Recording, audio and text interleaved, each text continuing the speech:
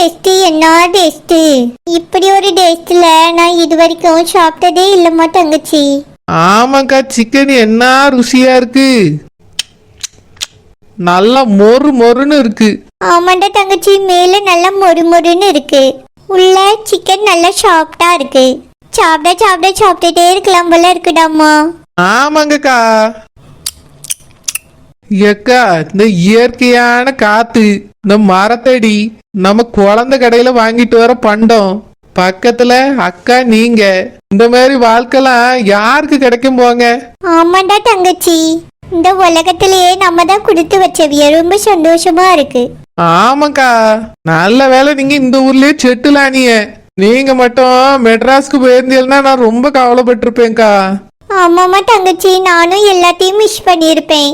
ஆமாக்கா, நீங்க வர்றதுக்கு முன்னாடி என்ன வாங்கினாலும் நானும் சாப்பிட்டுட்டு கிழவனா இருக்க ரெண்டு போய் கொடுப்பேன். அதுல எனக்கு பெருசா சந்தோஷமே இருக்காது. ஆனா நம்ம 2 பேரும் அந்த மரத்தடியில உட்காந்து பேசி பேசி சாப்பிடியது அப்படியே சொர்க்க மாதிரி இருக்குக்கா. ஆமாமா தங்கச்சிமா, எனக்கும் மிகவும் சந்தோஷமா இருக்கு. இவ்வளோ சிக்கனையும் என்னால ஒத்தையில சாப்பிட முடியாதுன்னு நினைக்கிறேன். கொஞ்சத்தை சாப்பிட்டுட்டு கொஞ்சத்தை போய் புழுக்கைட்ட கொடுத்துடலான்னு நினைக்கேன். சரிக்கா, நீங்க பாதி சாப்பிட்டு கொண்டு போய் புழுக்கட்ட கொடுங்க. நான் கொஞ்சத்தை சாப்பிட்டுட்டு போய் கிழவனாத்த கொடுத்துருக்கேன். திங்க முடியாதுன்னு நினைக்கிறேன், நிறைய இருக்க. தங்கச்சிமா, என்னோட பாக்ஸுக்கு ஆர்டர் பண்ணிட்டியடா? ஏக்கா, அதை வாங்கிட்டு போய் ராத்திரி நானும் கிழவனாரும் சாப்பிட்றியோம். ஓ சரிம்மா தங்கச்சி, நல்லா இருக்குல்ல? ஆமாக்கா, சூப்பரா இருக்கு.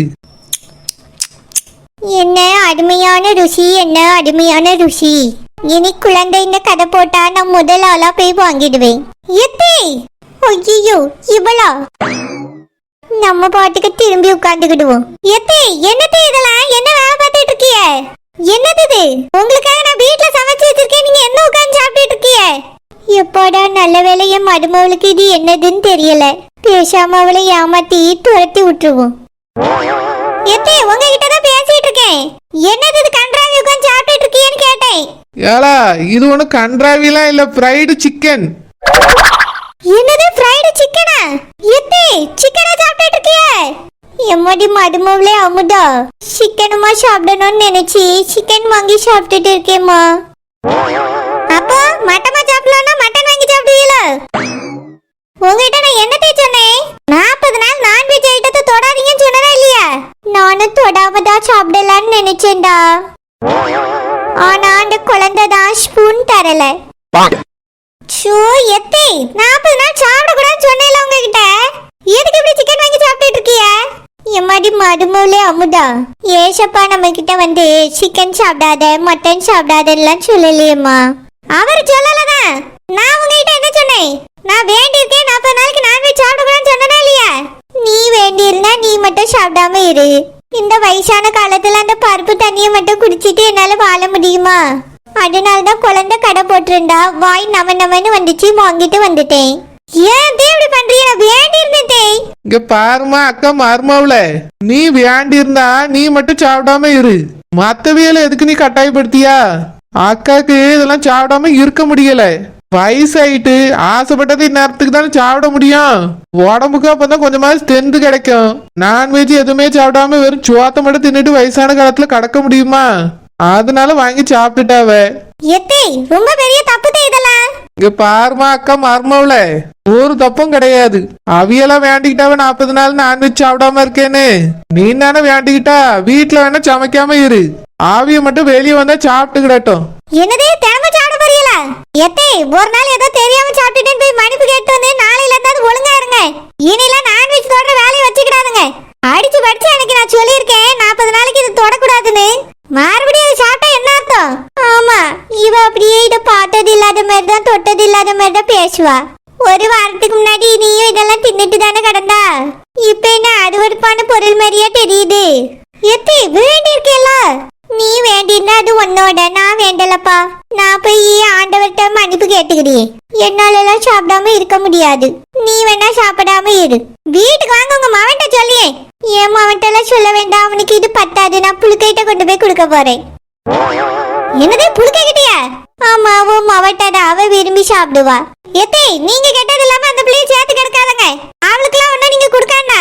ஒழுங்கா இதை தூர ஏத்திட்டு போய் மன்னிப்பு கேட்டுட்டு நாளையில இருந்தா திருந்துங்க. இனி இதெல்லாம் தொட்டியே நான் மனசியா இருக்க மாதிரி சொல்லிட்டேன். முதல்ல உங்க மாவட்ட சொல்லி கொடுக்க அவங்கள. சொல்லி கொடு. எனக்கு என்ன வந்துச்சு? என்னமோ பச்சை பிள்ளையில டீச்சர்ட்ட சொல்லி கொடுப்பேங்கிற மாதிரி சொல்லிட்டு போறா பாரு. என் மகன் ஆசீர்வாதம் என்னை எதுவுமே சொல்ல மாட்டான். எம்மா உங்க இஷ்டப்படி இருங்கன்னு சொல்லுவான். அதனால இவ போய் சொன்னாலும் அங்க ஒரு படுப்பும் வேகாது. ஏக்கா உங்க மருமக ரொம்ப அமைதியா இருப்பான்னு பார்த்தா இப்படி வெடி வெடின்னு வெடிச்சிட்டு போறா. ஆமா, அவளுக்கு வெடிக்க மட்டும்தான் தெரியும்.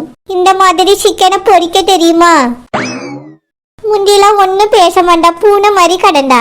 இப்போ எப்போ அக்கா வீட்டு பக்கத்துல வந்தாலும் அப்பத்துல இருந்து புலி மாதிரி பாய ஆரம்பிச்சிட்டா.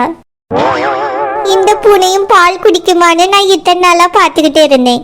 ஆனா இப்ப தானே தெரியுது இது பால் மட்டும் இல்ல, தயிர், மோர், வெண்ணெய், தொன்னை எல்லாத்தையும் சேர்த்து திங்கும்னு.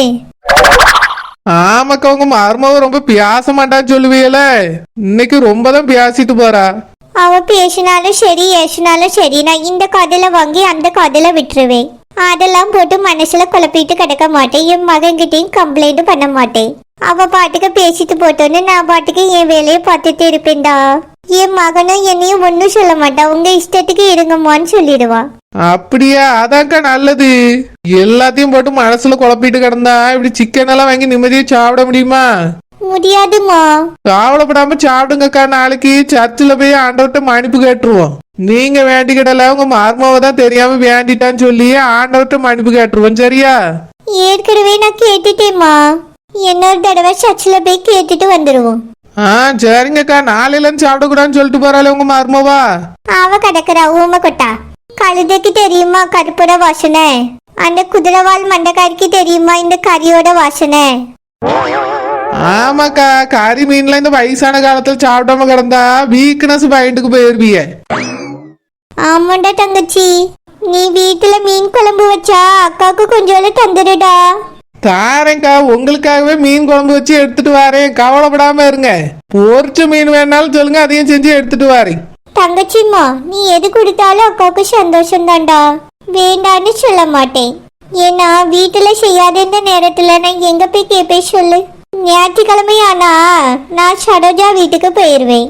அங்க சௌந்தர்யா கையால வைக்கிற மட்டன் குழம்பு, எடா தொக்கு, சோடா புட்டு, நண்டு மசாலா எல்லாத்தையும் அள்ளி போட்டு நல்லா மணக்க மணக்க சாப்பிட்டுட்டு வருவேன். மற்ற நாள்ல என் மருமவ அமுதாவை செய்ய சொன்னா நான் 40 நாள் விரதத்தை காட்டி செய்ய மாட்டா. ஏன் ஒரு முட்டைய கூட கண்ணுல காட்ட மாட்டா. அதனால உன்னால முடிஞ்சது செஞ்சுட்டாமா. சரிங்கக்கா, சொல்லிட்டியல்ல, செஞ்சிருவோம். சரிம்மா தங்கச்சி.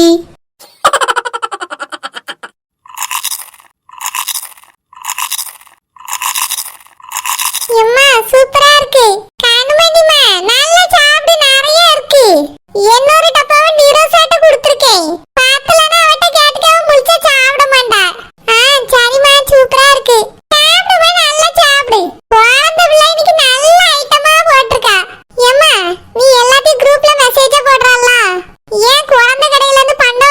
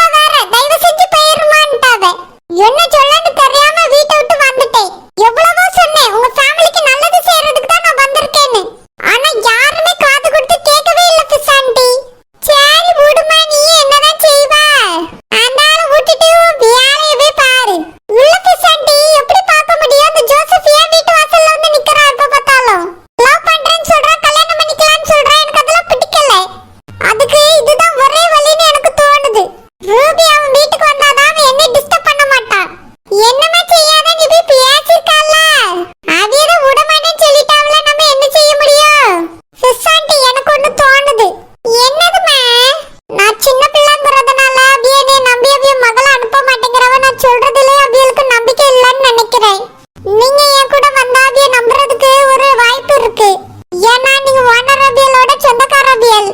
அது மட்டும் இல்ல கொஞ்சம் பெரியவிய.